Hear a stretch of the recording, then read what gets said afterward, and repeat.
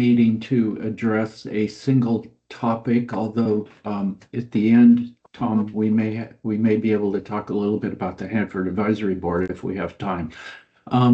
So the topic today is the federal government's move or proposal to change radiation exposure standards. And we'll try to make a little bit of time toward the end of the meeting for public comment if there is any. So at this point, Matt, I'll turn it over to you as our Oregon Department of Energy rep to take it from here. Well, I'll give a brief rundown. Obviously, this meeting is being recorded. It will be posted next week onto the OHCB site.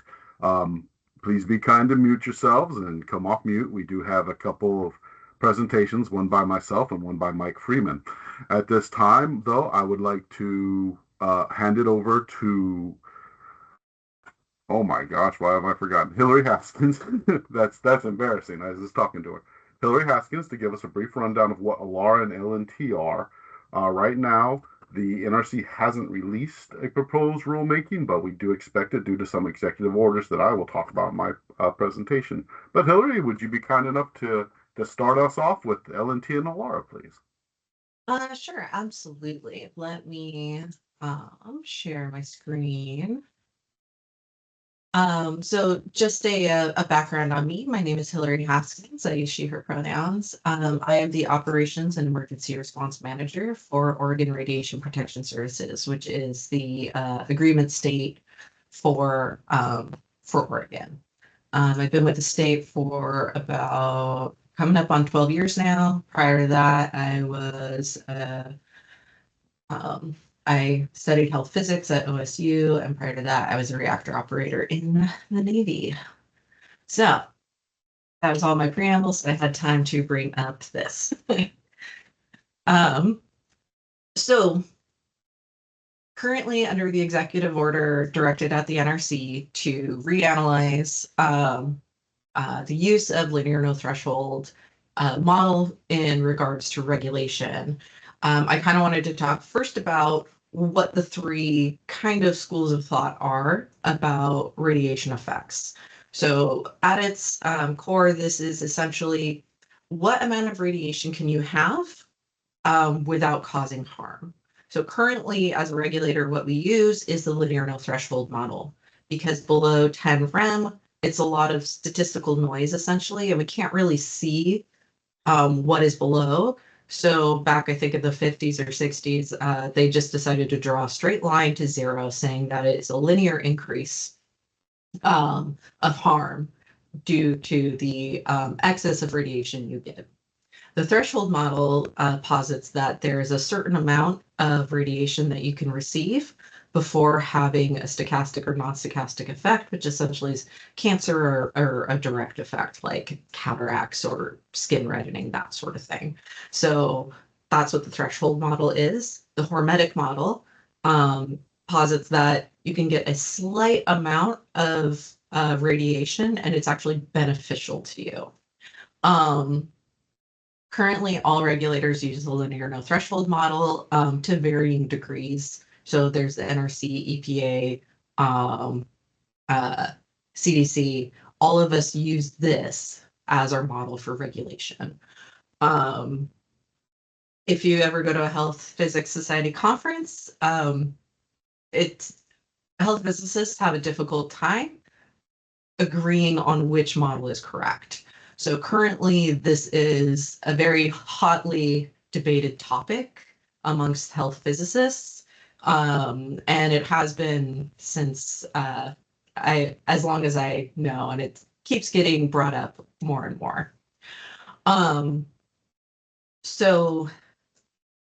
What we rely on as state regulators is the NCRP, which is the National Council on Radiation Protection and Measurements. And back in, let me remember the date here. I believe this was 2017. Sorry, I apologize. I don't remember the exact date, but it was in recent, it was recently published within the last 10 years. That NCRP restated that they are following the LNT model for radiation protection, which we as a state, we always tend towards science and the expertise in the field. So we base our rules and regulations on NCRP recommendations. So now ALARA. ALARA has also a lot of big feelings with people. So as low as reasonably achievable. And in the past, that reasonable has not been necessarily followed. So the idea is, as a regulator, I am looking for my licensee or X-ray registrant to do everything they can to reduce dose. What we teach our staff and what the NRC taught us when we went to their trainings is that the reasonable is important, right? So obviously they have to be below 2 milligram per hour because that is the limit for public dose, and that has to be delineated. But you know, if a facility has, say, they are around 1 milligram per hour, and in order to reduce that lower, they would have to put in like a foot of lead. That's not reasonable. That's not something we're going to ask them to do. We have cited ALARA, I could probably count on my hand 5 times.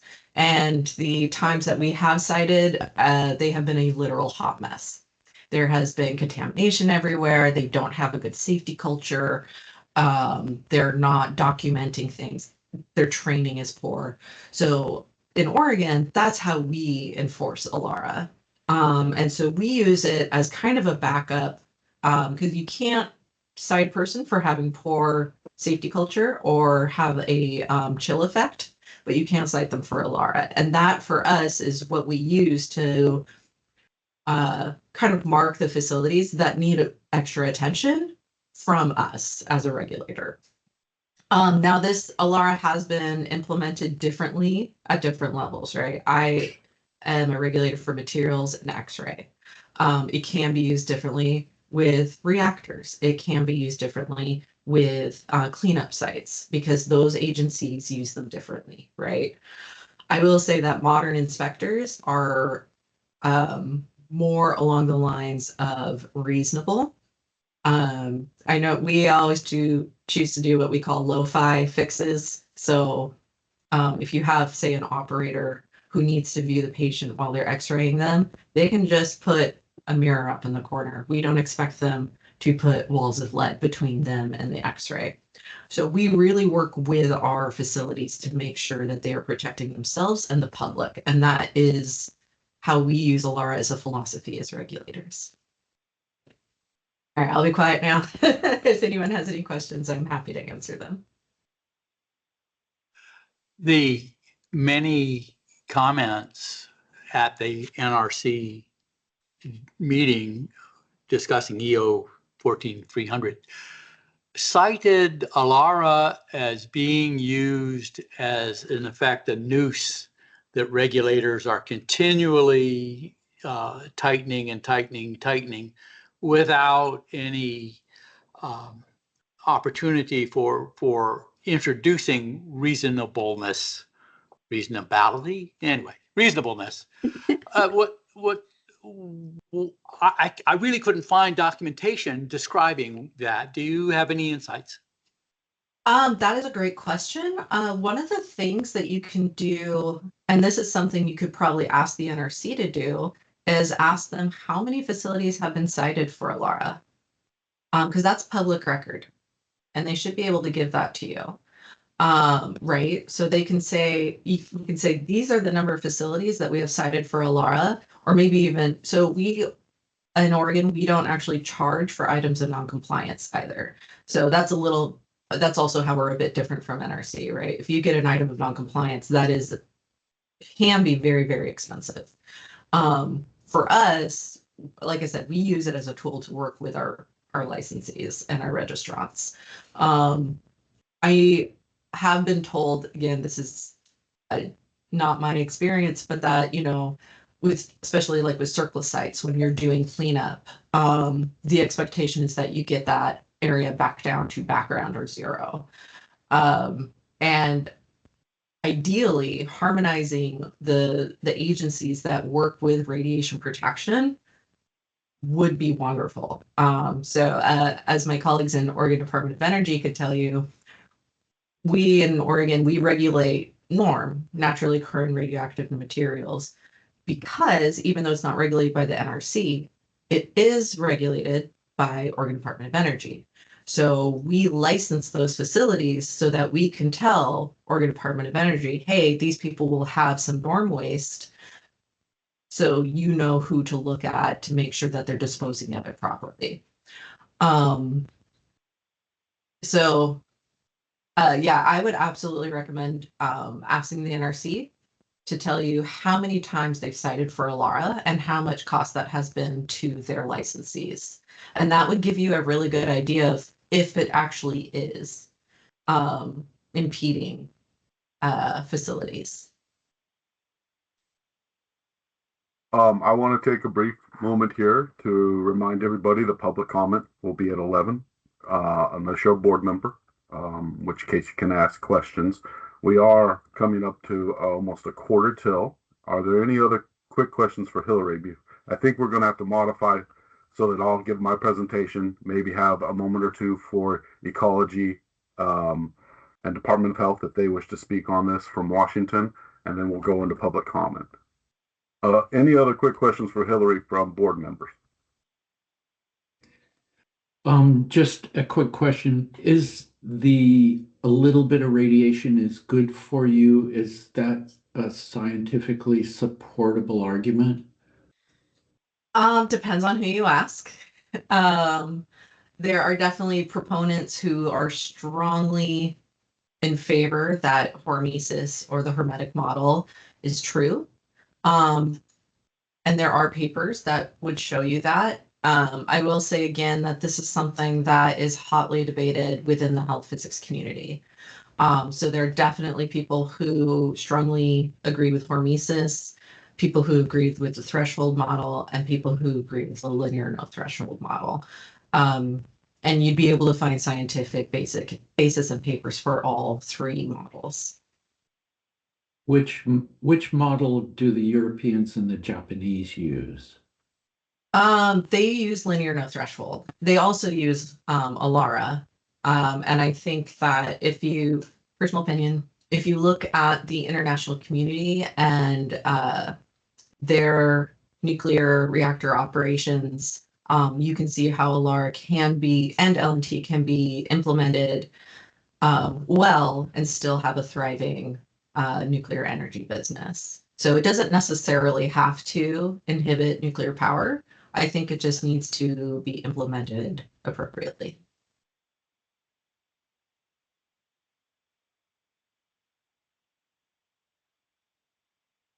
David Howe has his hand up. Do you want him to go? Yeah, since he's associated with your department. Yeah. Yeah, hello everyone. I'm David Howe. David, we can't hear you.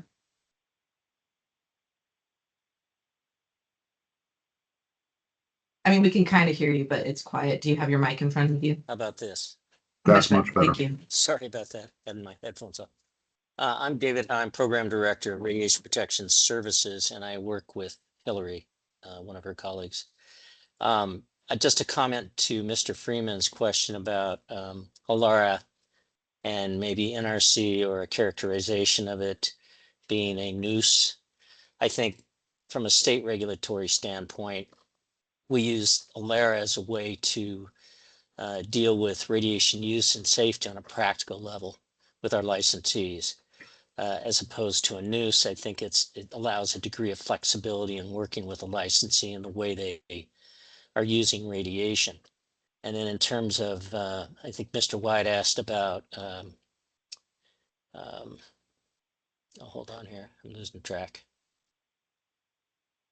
The idea of beneficial uses of radiation. We look at licensees and registrants both diagnostically and therapeutically. So yes, there are beneficial uses of radiation, And some of those doses are very potent. And so as a regulator, we're trying to work with a licensee to ensure that they are only using the amount of necessary radiation to get the desired effect. So, when you talk about minimal levels, thresholds, what have you, I mean, there are those things that on everyday basis deliver a lot of radiation to a patient, but for beneficial purposes.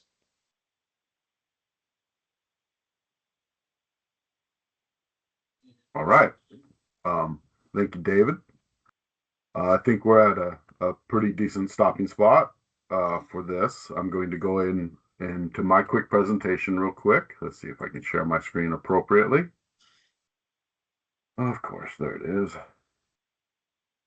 PowerPoint Live, preparing my slides. If someone can confirm if they can see this and it's looking all right to them. All right, great. So just quickly, I want to reiterate that our focus with OHCB is very much on Hanford and what we don't maybe expect, but could envision the impacts being at Hanford. My name is Matthew Hendrickson. I'm the radioactive waste remediation specialist here in Oregon. We're Oregon Department of Energy. We work with OHCB and help them out. And amongst other things, we do clean energy, we do evaluations, all kinds of stuff, as you can see there. But to get into it, we talked a little bit about these NRC rule changes that we are expecting. Hillary talked a little bit about ALARA, so as low as reasonably achievable. It does the practical and moral justification behind it is that it's to reduce doses, that a lower dose is a better thing. That's where LNT fits in. There is the debate about cost. How low can you go that's reasonable, and how much does it cost to get there? The NRC has published its evaluation on the value of lowering dose. But again, it's where do you apply that reasonable level? And there's a lot of debate around that, and there's a lot of costs that would impact. Linear no threshold, as Hillary talked about, is at what point do you start seeing those impacts and those effects?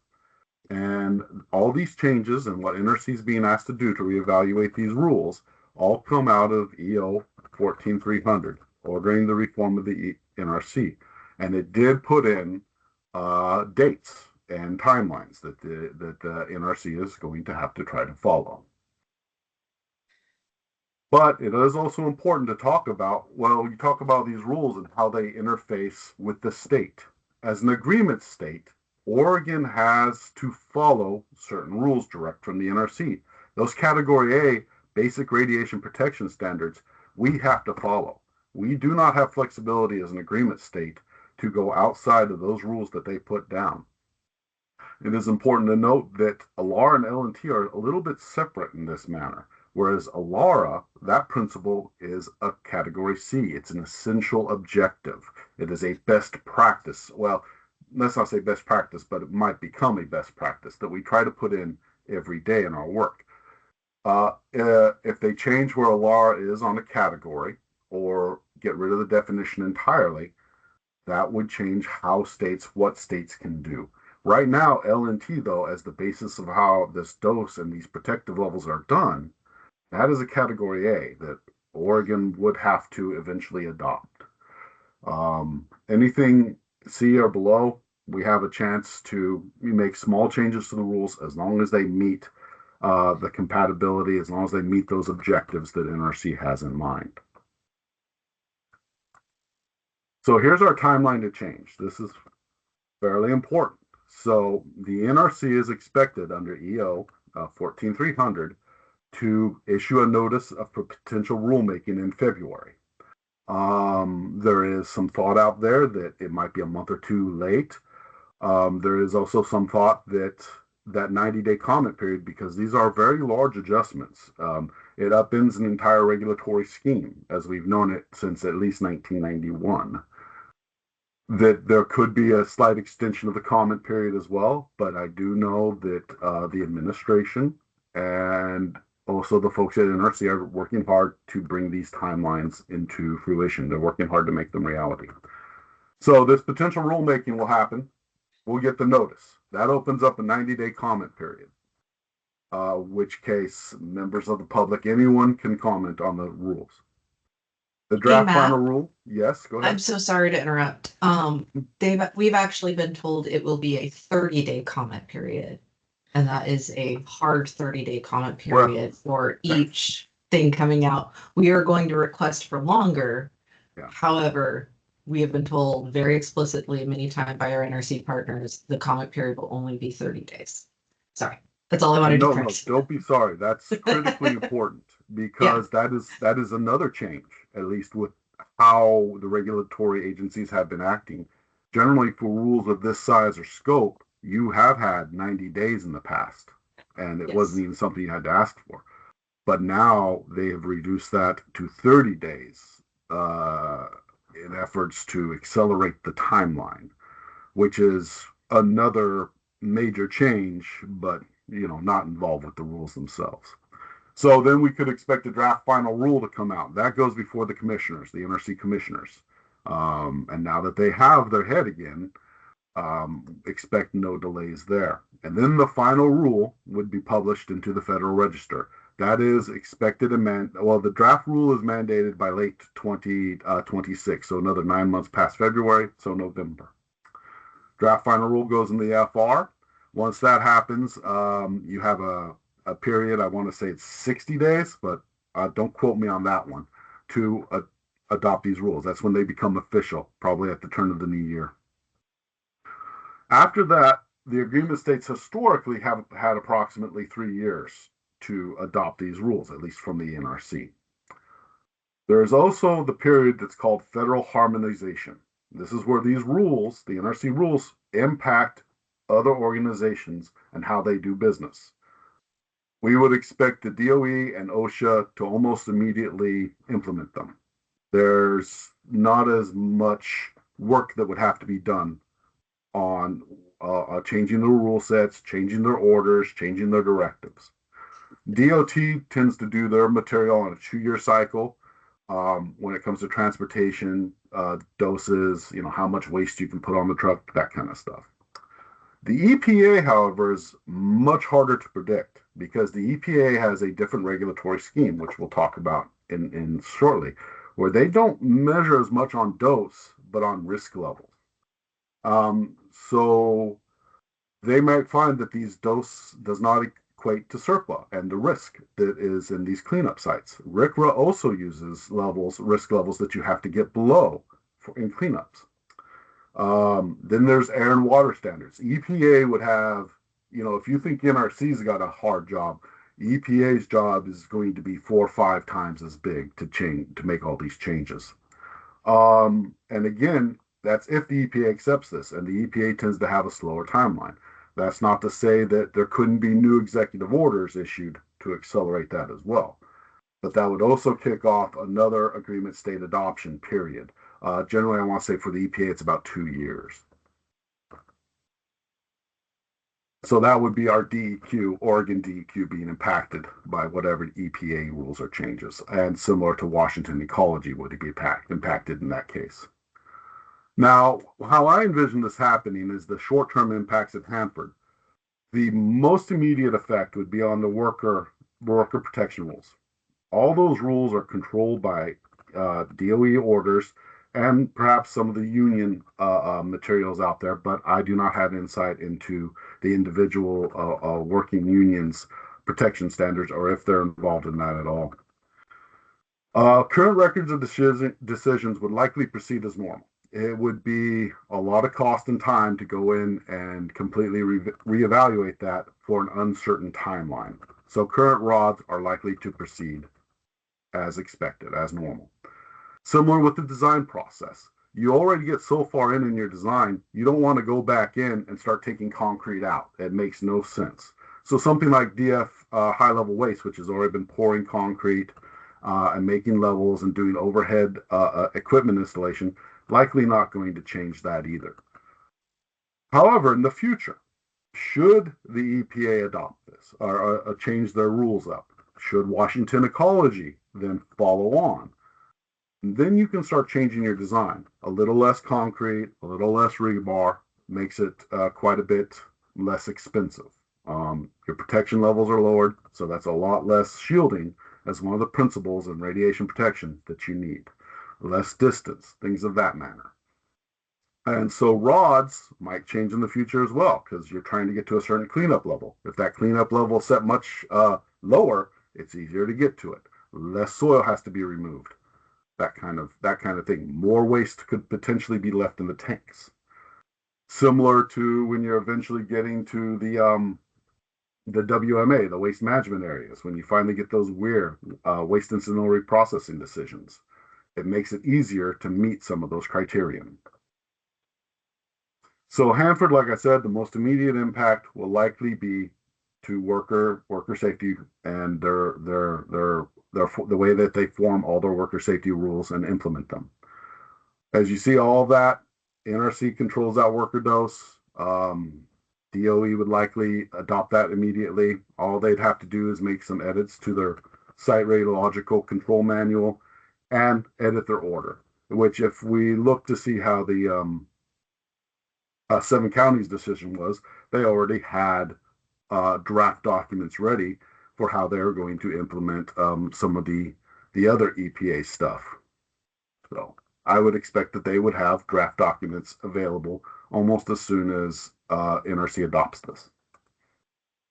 Now, soil cleanup levels are different.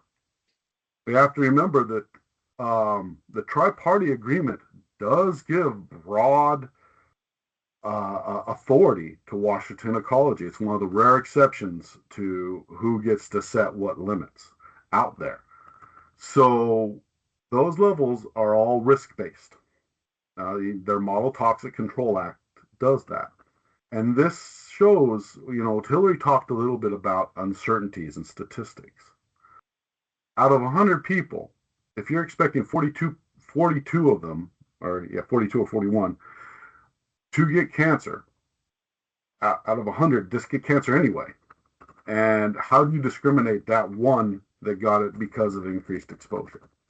And then you extrapolate down, if this is for 100 millisieverts or 10 rem, you extrapolate that down so that if you're doing to risk level of 1 in a million, which is pretty standard in risk level work, that's only 1 millirem. So that's far, far under background in a lot of cases. That's far under what the soil already gives you as a dose already. So there is debate around this and what levels to be set. But again, the EPA will have to adopt this first, and then ecology would have to look at it. Because CERCLA, which is the Superfund Act, does most of the rest of the area.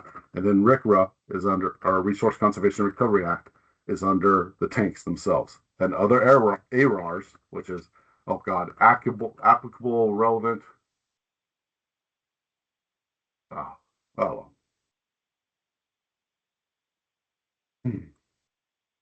So a lot of this came out, this NRC proposal and these EOs came out at a similar time to what is called the INL report, the Idaho National Labs report, which gave a potential framework for protection.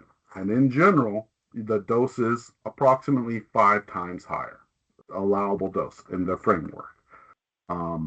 Applicable, relevant, and appropriate requirements. Thank you, Tom. I do appreciate that. Sometimes I blink on the acronyms. And so you can see here that the public dose would raise up to 500. Occupational worker dose could potentially double. That's one of the exceptions. It could go up to about 10. And LARA, what they decide to do with the LARA is upcoming. We'll expect to see that in the proposed rulemaking. But a lot of regulatory work and frameworks are all based on these limits and these rules. So I go back in time to about 91. Before that, now I have to admit I wasn't working in the field then. I was a young lad of just 12, I'll say, wandering around. And Old Terminator came out the same year, 91. So going back in time to the 500 millirem thing. So it is a change, and it's a major change. DOE at Hanford has long argued that 15 MR as a cleanup level in soils is prohibitively expensive and technically difficult. They could have more ability to request waivers to clean up or take other legal measures at this point. And the unified generic federal 5x increase in dose rates could potentially force Washington State into an untenable position vis-a-vis the feds, where, our rules say this, your rules say that. How do we adopt this? Do we as a state adopt this? How do we maintain our regulatory schemes? It becomes more difficult to defend their levels, and could expect to see problems with that as well. But again, we're looking at well into the future until that could potentially become an issue. As to Oregon, we are, as always, very acutely aware of the Columbia River. So if you raise your potential discharges into the Columbia by 5x, I just pose this question to the board. What will that mean for contamination entering the Columbia River, and especially public perception downstream, especially if we are outside of what is considered international standards as well? So that's my last slide. Do any of if there's any members of EPA, Department of Health, or Ecology, I would like to give you a moment to speak before we go into public comment. And Ed, I'll have you as first in public comment. Thank you. All right, now I just got to find out how to stop sharing this thing.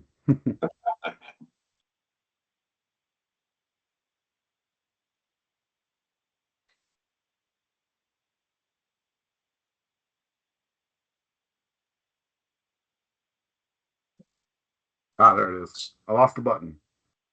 Well, Ed, you're up first, so go ahead. All right, yeah, Ed, please. All right. Well, thank you. Let me introduce myself first. I'm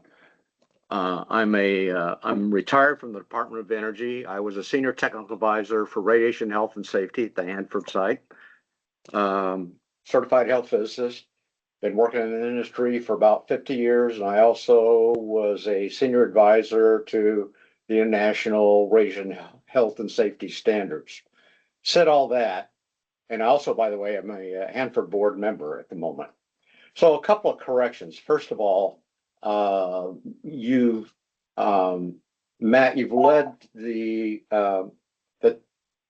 led everybody to believe that the NRC is going to have the regulatory authority over the Hanford activities. That is not true. Those for occupational exposure are handled under 10 CFR 835, not 10 CFR 20. So DOE is the regulatory authority for those activities on the site. There is a parallel effort. You quickly brought up John Wagner's statement of what they're doing. They're somewhat parallel, but there are some differences, very minor. But everybody's going in the same direction right now. Second comment is that we've got the linear no threshold model, the threshold model, the hormesis model. What has always been the problem as a regulator, trainer, developer of regulatory standards is you've got to put numbers to those. And that's what really gets into the issues. We had an international conference in 2019, and that was part of the discussion. Epidemiological work to get to that 0-0 line technically cannot happen. So what we have done, I started with ALAR back in the first of my career. We health physicists tried to guide what the standard should look like and what ALAR should look like. We did not do a very good job, to be very honest with you. Then we took the epidemiological approach, is what you're really seeing the results are today. If you look at what the NRC just presented, those are all epidemiological studies.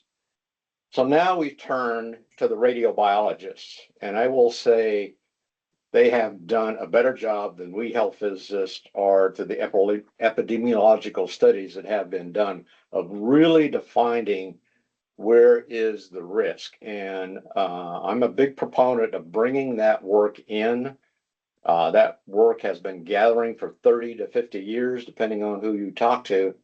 So one of my purviews is to get people to start recognizing what's being done in that field. And it's pretty amazing. Not saying that it's a huge, big difference, but it really does. And I'll give you one quick example. We've always thought that what's called a single hit for high ionizing radiation, one hit to the DNA destroys the DNA. That is not true. We're to the point now we say about 2 to 2.5 hits to make that damage happen. So along that lines, we're trying to work on this. I've provide some comments to John Wagner, and nobody's in a disagreement. It's just we're still scratching our heads where to go. Most of the Health Physics Society says 100 millirem per year to a person is there's been no detectable results that can be definitively reproduced. So I just want to make that clear, though, that DOE is doing their own thing to the side. Lots of conversations going on between the NRC and DOE right now. But in the end, what will happen to the occupational workers at the site will be determined by the Department of Energy, not the NRC. So I just want to make that clear. So any questions for me? I will tell you that when I was back at IAEA, we in the United States are the only country left that still uses the ALARA concept, and everybody else has gone to the 3 principles. And this is my test questions for certification. What are the 3 principles of radiation protection? That's justification.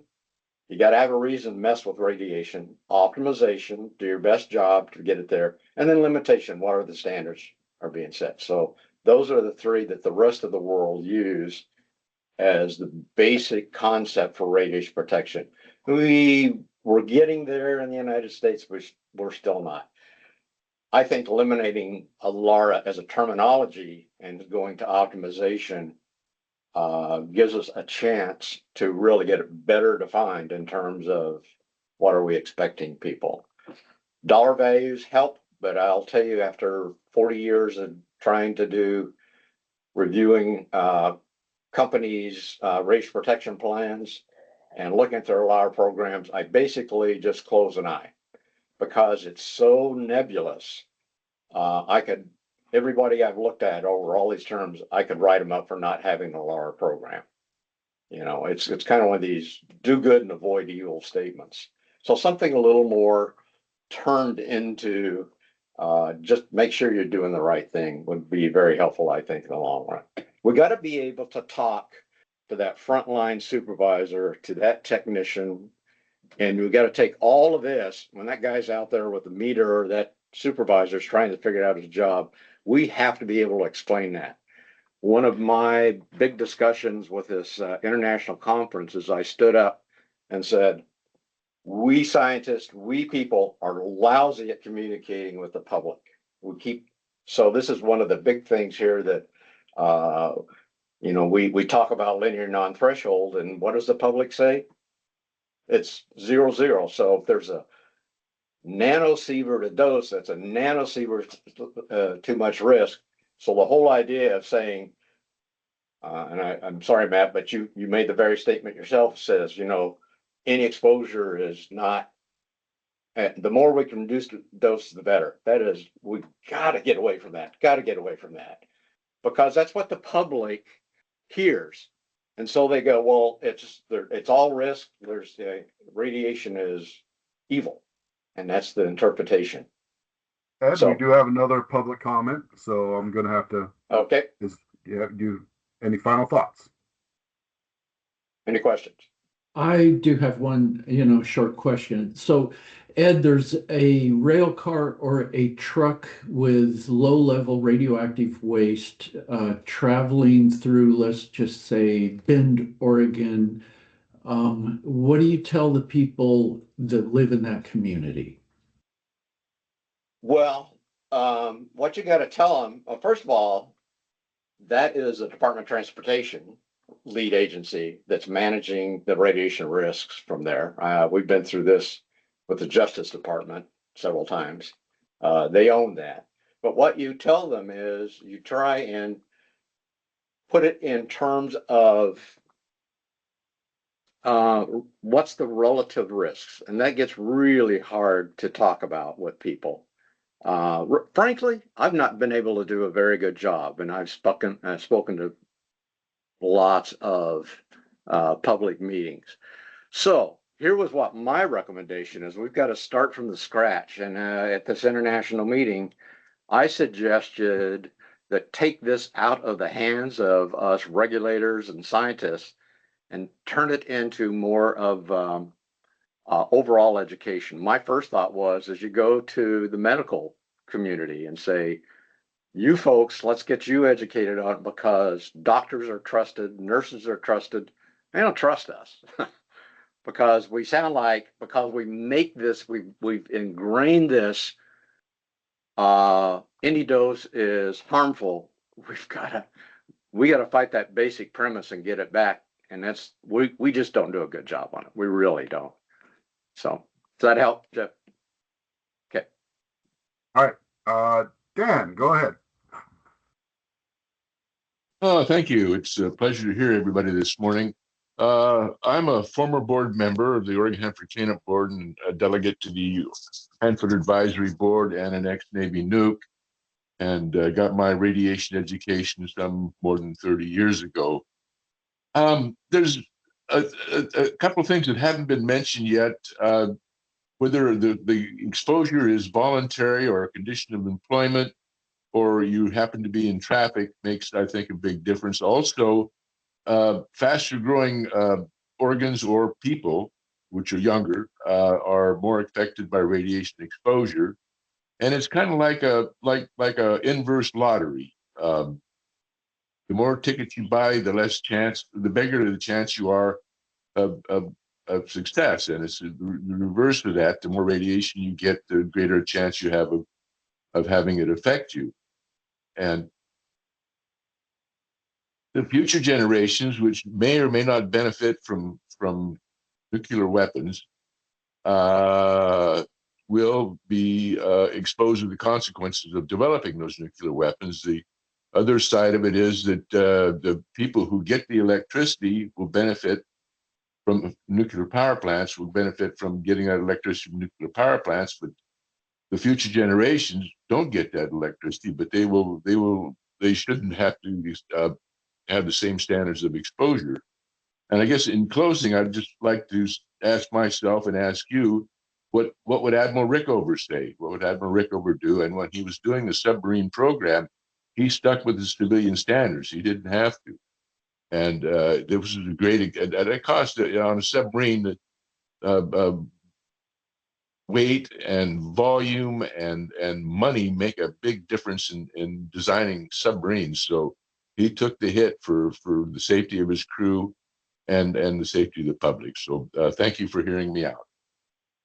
Thank you, Dan. Any other individuals of the public that want to comment before we move on to Mike Freeman? Seeing none, Mike, I think it's safe for you to take away and start your presentation.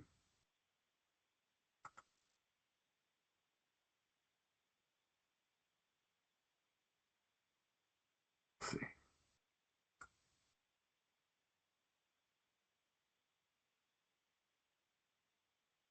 You're Mike, you muted, there? Mike. Yeah.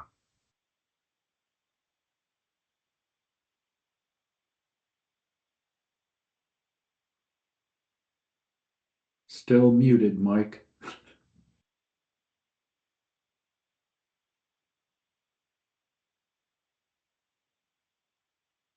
I am sorry. This is my first encounter with Teams. If it was Zoom, I could just zip zap.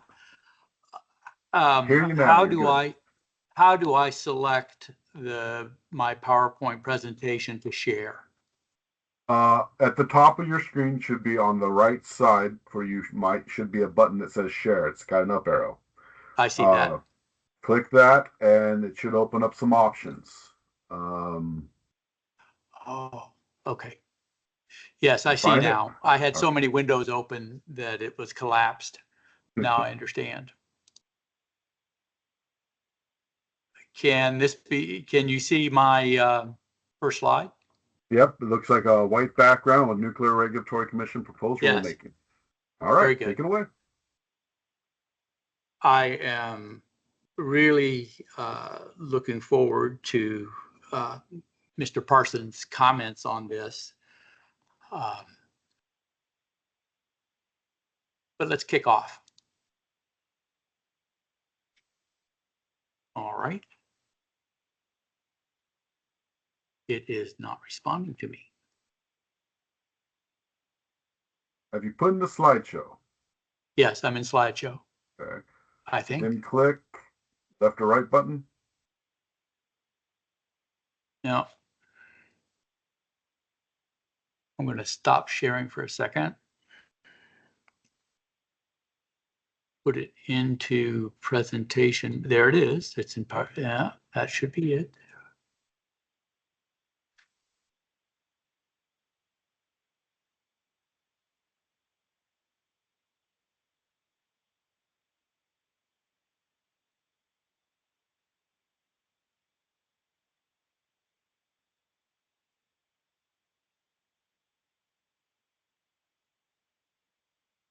Okay, we can see the first slide again.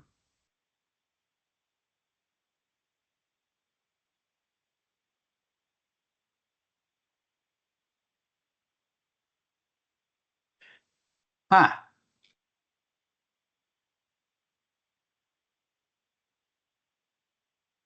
Mike, if you were able to email me your slides, I could run them for you. If I could do what? If you can email me the slide I deck, can do that. Yes.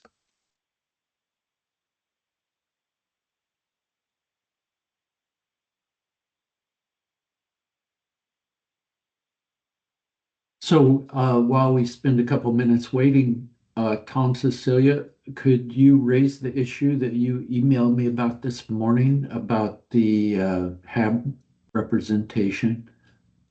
yeah, so we are rapidly approaching the time of year where the HAB is accepting membership nominations for terms starting in October. They need a lot of lead time. And I believe that OHCB would be in this upcoming packet. Right now, I believe Jim is the primary for OHCB, and I think there isn't an alternate because they were in last year's packet, which hasn't been approved yet. But because the applications are expected to be due sometime by the end of February, we need to make sure that the board has someone in the packet that is willing and able to serve, and that we're sort of nimble with that. So that's all I have. Okay, thank you, Tom. I will follow up on that in the next week with the board.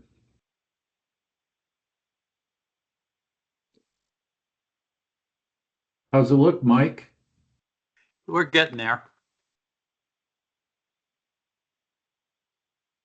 It might also be an opportune time to mention that the M100 milestone series is available for public comment right now. That has to do with pretty much everything but tanks. So Tom's far better at that than I am. But I'll also, oh boy, that's PowerPoint presentation is definitely not what I want. But I'm going to paste into chat the link to the PDF produced by Hanford.gov. Tells you all the applicable dates. Man, why does it say PowerPoint presentation? I guess it is. Okay. Everybody's having technical issues. Yeah, that should be a fact sheet. I don't know why it says PowerPoint presentation, but it looks like the link is good. I know when I click the link, it goes to the page I'm expecting. So there is a public meeting on this January 13th at 5:30 at the Richland Public Library that will also be online. So for anyone that wants to attend that, that could be a good link for you. Oh, event calendar. Thank you again. Thank you, Ryan.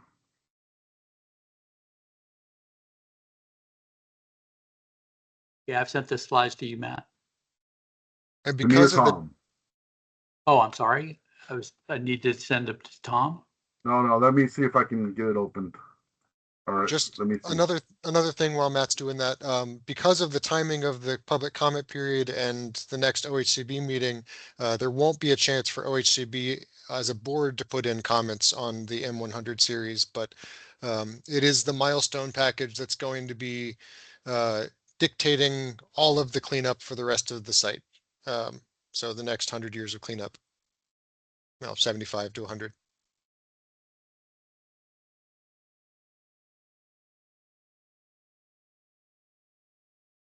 And the Oregon Department of Energy will be commenting on that, correct? Absolutely. Absolutely. All right, how is my screen showing? Is everyone seeing this presentation? You're Yes. not in presentation mode, but yes. Okay, I wonder why it's not in presentation mode. There we go. Let's see if this will do. Better? There you go. All right, let's see if I can move Okay. forward. That's All the right. first. Yeah, go back one slide. Okay. Forward one slide, please. It's a blank one. Yep. My name is Michael Freeman. I'm a member of the Oregon Hanford Cleanup Board. I've got a technical degree in chemistry, which means I have some understanding of physics and chemistry and equations. And I also am brand new to this question of radiation protection and limits. So this is my opportunity for an education by displaying how little I know about this topic. Still, I know enough that I'm concerned. The next slide, please. This presentation is put before this board in consideration of what these changes could mean to the interests of this board. And that is, we see the proposed changes in exposure limits. There's lots and lots of documents, including wish lists from the people who run reactors and from people who are concerned by this. And I want to put this in front of the board to consider potential impact on Hanford as expressed by the impact on the citizens of Oregon. Next slide, please. The executive order includes a conclusion. This is a direction. Although it says, please consider, it has a conclusion in it, which always makes me uncomfortable.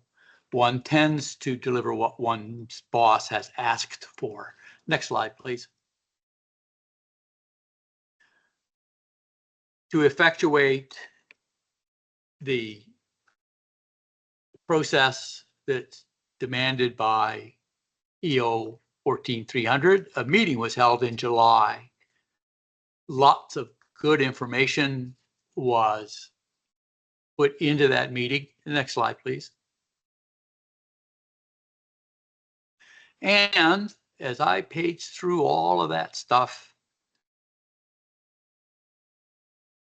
my first impression was concern. Next slide. This is a slide from Dan Hirsch.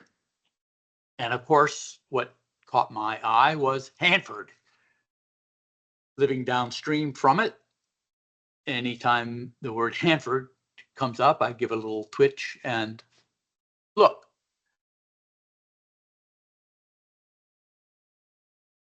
This was the position that Dan put forth at that meeting, and he has a long history of looking at cleanups and their implications. Next slide.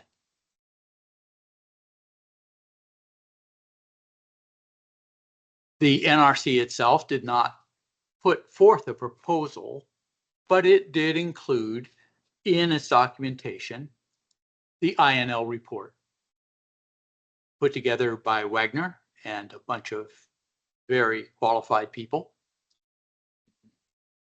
As I read it, though, I had a question. Next slide, please. The proposal in that document is to take the current mixture of exposure limits. Click. Next slide, please.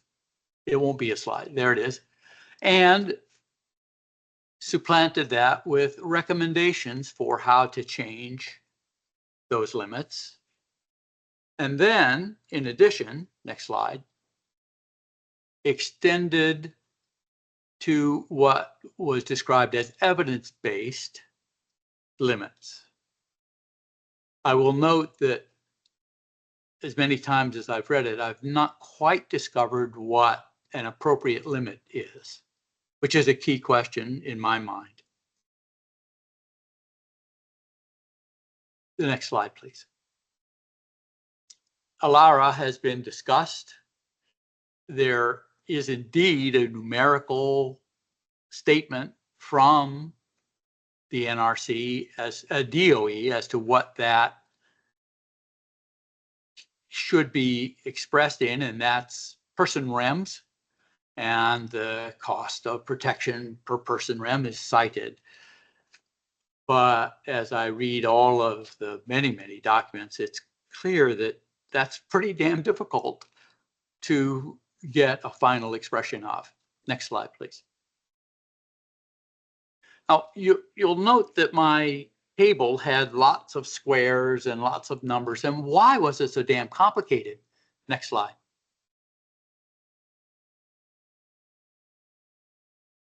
There are pages and pages and pages of limits. For example, here are some EPA limits for those folks who are in the uranium fuel cycle, mining, refining, machining, combining, and these are the limits that they're allowed to operate their business in. Next slide.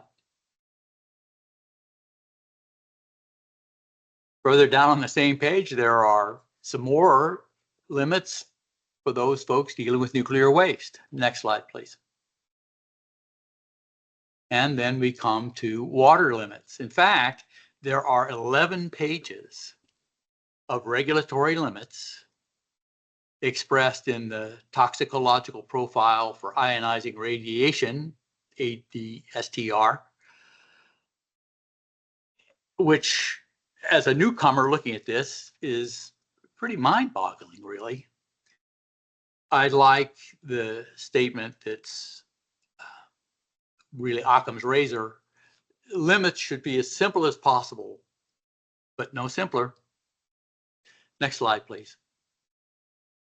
So, simplifying my table, the recommendation is that the NRC set limits and everyone else adopt those, doing away with the DOE limits in particular, where that accumulated dose was strongly considered, requiring a limit of 2,000 millirem per year for a worker on the expectation that, by God, he's going to be out there for a while. And we're afraid that as he accumulates REM exposure, that things could catch up with him. In the INL report, the recommendation is to just do away with ALARA, set these limits, and as long as you're under the limit, it's fair game. But then they come back to dance around this appropriate limit of accumulated exposure. There's a big hole there, and I not being part of this industry, just find it a little difficult to understand what that means. Nevertheless, one can see that there's a great advantage to streamlining and simplifying tables as much as possible, but no more. Next slide, please. This slide has already been discussed.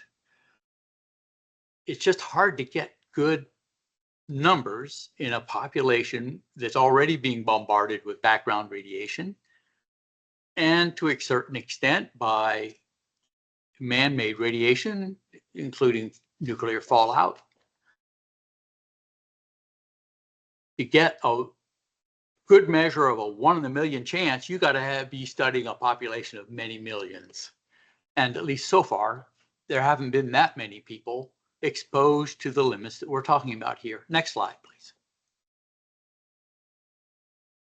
In the INL report, they cite the continual decrease in the average measurable dose per individual working in the nuclear power plant industry. And of course, that drive, according to what I read, it's being driven by ALARA considerations. If you did away with ALARA and you're building lots of new reactors, which seems to be part of the rationale for making these changes. Next slide. Presumably, the average exposure for those workers is going to jump up because there's no longer an incentive to keep it below 5 rem. Next slide, please.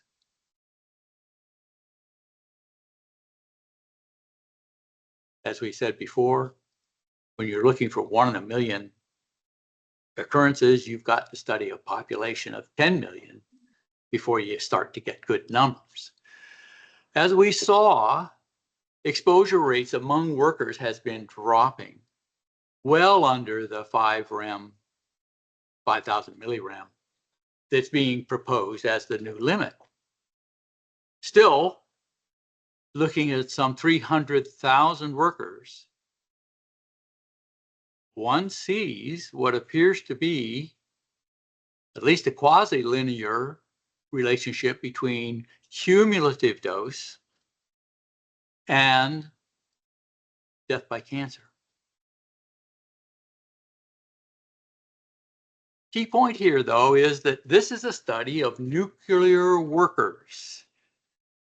309,000 of them, but the vast majority are white males in their prime. As an aside, there is a wonderful study that suggests that for lung cancer anyway, being exposed to radiation when you're young actually does make you healthier. But after age 55, it dramatically increases your chance of lung cancer. And that's one of my critiques of the bio in vitro model. Organisms are so complex, but we can save that for another discussion. Next slide, please. The proposal then is to dramatically increase the expectation for exposure amongst workers. And there's evidence that as workers accumulate exposure, their chances for cancer go up. What about increasing exposure limits for the public? Next slide. In at least 10 different places in the INL document, the claim is made that the average American receives approximately 620 millirem annually. This is, yes, next slide. The public radiation average dose that is reported in NRCP 160 is cited as the source. And when you get that report, you see that 300 millirem of that is medical exposure. Now, I've got 12 people in my immediate family. None of us has had anything like that exposure this year or last year or the year before that or even the year before that. Where does this number come from?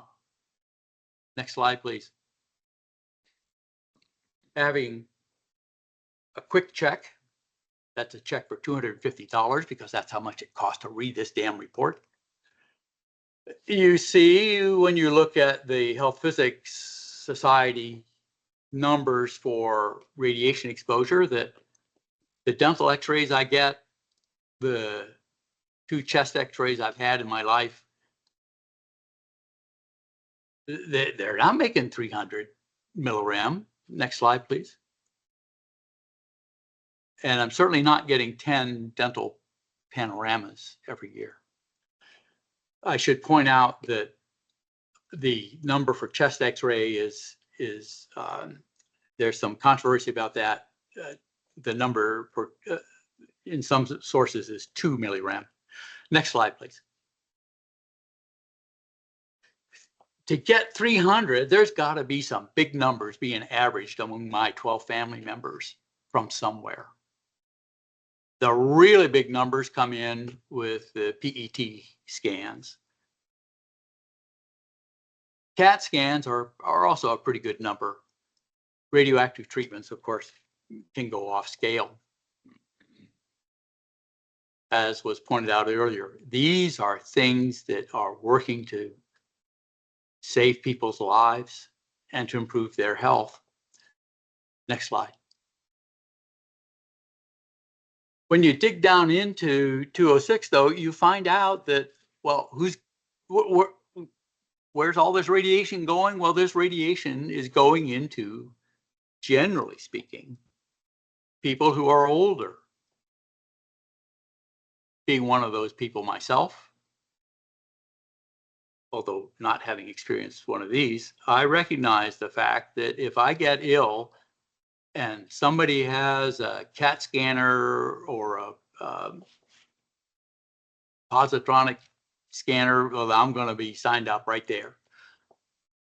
And I also know that my risk of getting cancer from that technique is low, but finite. And if it does give me cancer, hell, I'll have died of prostate cancer before it could finally get me.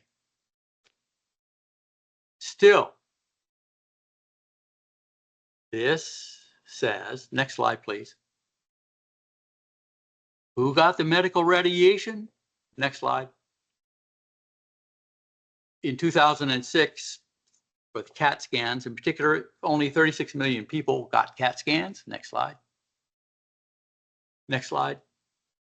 Most of them got more than one because they do one to find out what's going on and then another one to see if what they did has fixed it. Next slide. That's 12% of the population got these big doses, which then got averaged over the entire 240 million population. And from that exposure, about 64,000 of them could be expected to get cancer from that exposure. Next slide. Almost no kids, if you'll recall that last slide, no kids got it. Next slide. The folks who got it are people like me, old and sick, and they're going to be dead before the 10-year or 20-year onset of many cancers. Next slide.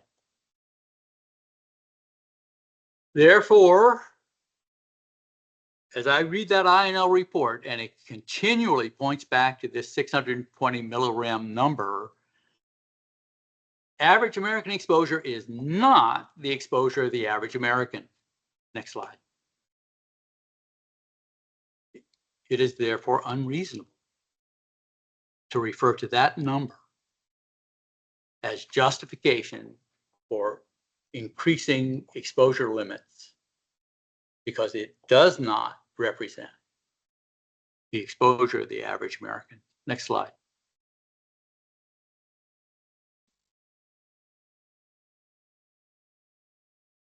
Getting into this immense body of work, the many, many studies with contradictory findings, it's rather like the Bible. You can find whatever you need to support whatever position you're going to take. There is one, though, the study, epidemiological studies of people living in areas that have higher backgrounds. And it's cited by many folks as proof that more radiation isn't going to hurt you. Next slide.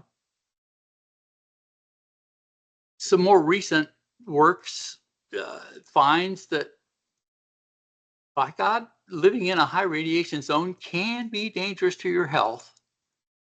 Here we're looking at lung cancer.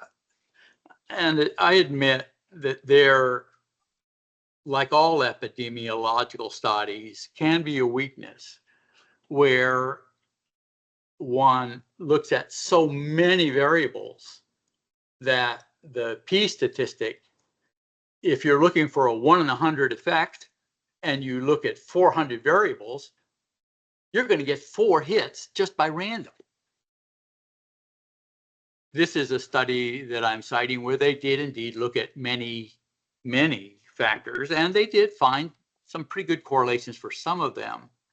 I picked out these 2 because they make a good point that, as you would expect, based on our own studies of uranium miners, as radon activity in the air you breathe goes up, your chances for lung cancer also go up.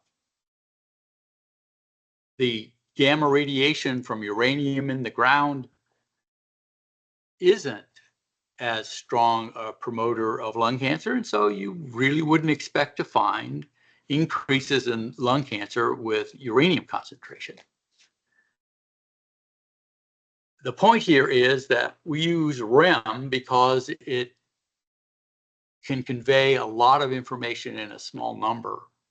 But when we're talking about exposures, exposure to radon, which is inhaled and decays to a number of alpha radiation emitting daughters, versus exterior photonic radiation, the REMs here need to be lined up properly to make sure that we're actually talking about the same thing when we say backgrounds can or cannot cause cancer. Next slide, please. Bigger question is, we have all this wonderful data based on white men with hair on their chest, like I was at age 25. The population includes a lot of other folks. Next slide, please.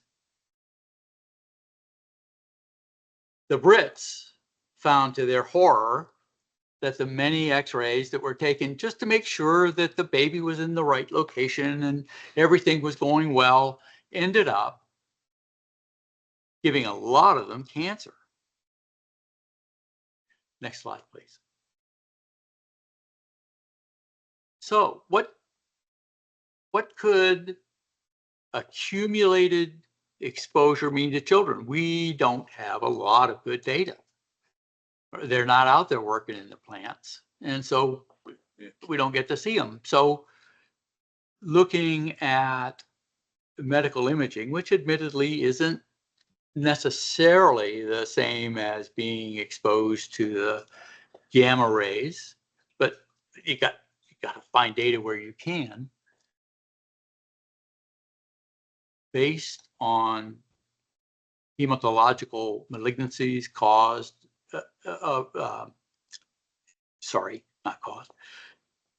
observed in those children who have had imaging done.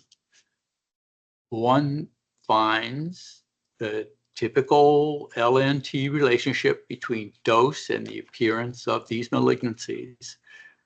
And if it is an accumulated, as suggested by this study, then 10 years of eating dirt at 500 milligrams a year presumably would nearly double a child's chances of getting one of these cancers. Next slide.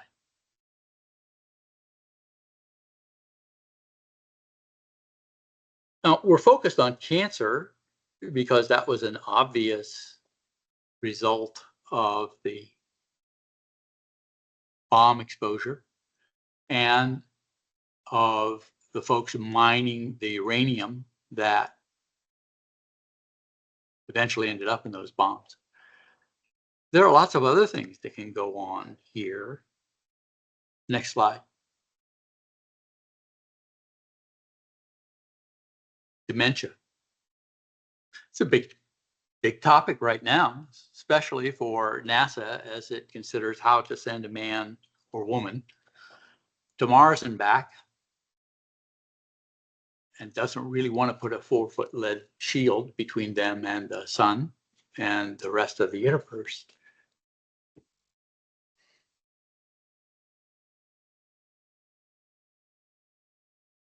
Next slide. Okay, so I've been digging things up, asking questions that I am not qualified to answer, but I can ask them. Why are we doing all this? Well, a cynic might suggest that it's to reduce costs.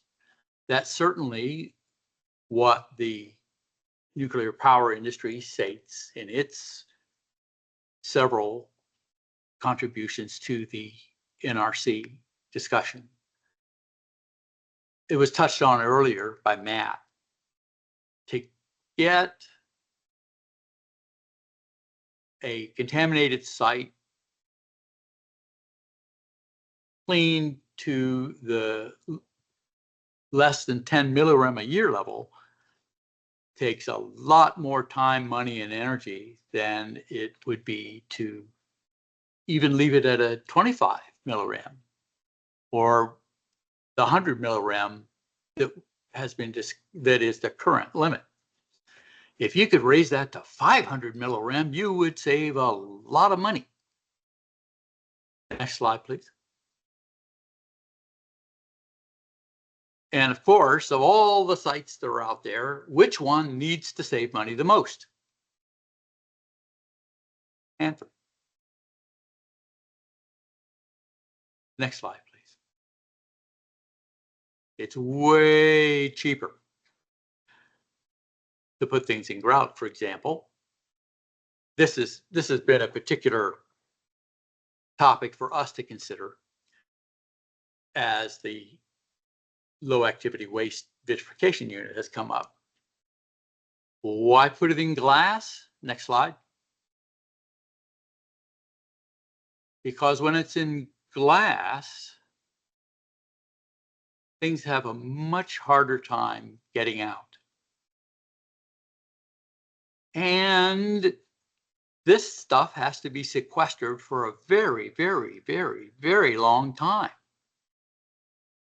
In fact, the studies we looked at extrapolate out to the calendar year 12,000, because the technetium level is still going to be high enough to do real damage to people at that time. Next slide, please. If you could just raise that damn water limit by a factor of 5, suddenly lots of other stuff would be cost effective. So this is a table of questions.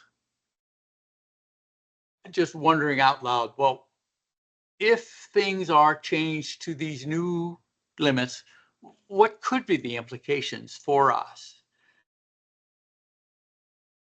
And I know Tom is chafing at the bit now. One of the nuclear power organization submissions cited the high cost of disposing of low-level waste. If they could just put that in common landfills, something like 30% of their operating costs could be reduced. Yeah, next slide, please.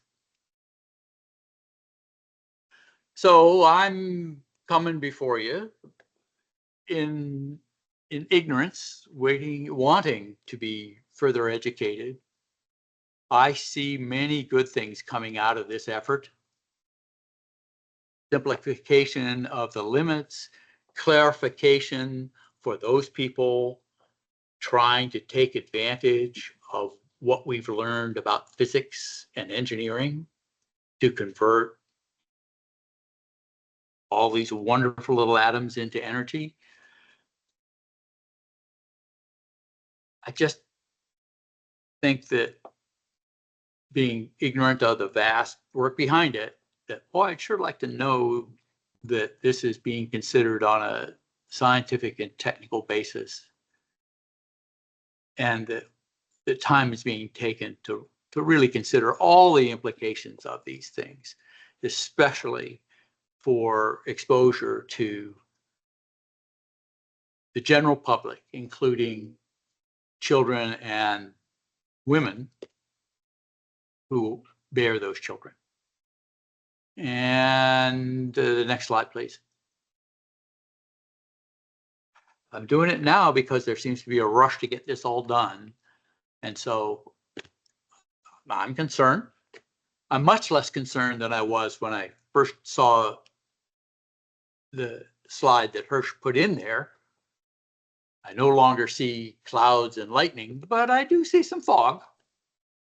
And so I'm speaking up, hoping that those who are present can hear those questions and ask and seek answers.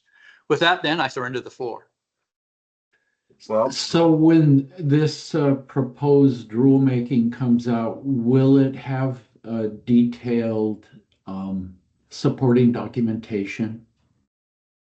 Do we expect that?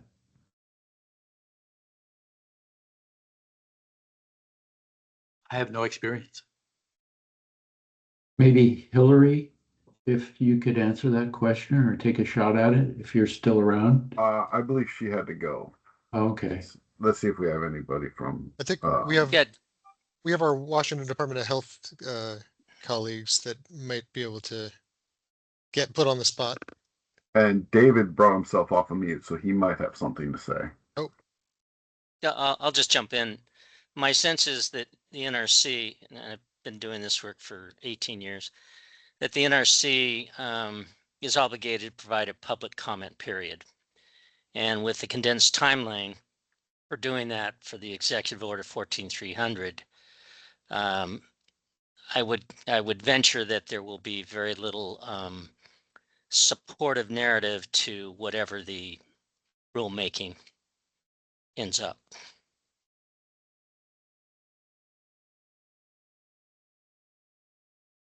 Okay, I would like to take a minute to remind the audience that this is a formal board meeting. So outside of our public comment period, we really cannot open it up or do not open it up to non-board members and non-agency members unless you're on the agenda. So back to you, Matt.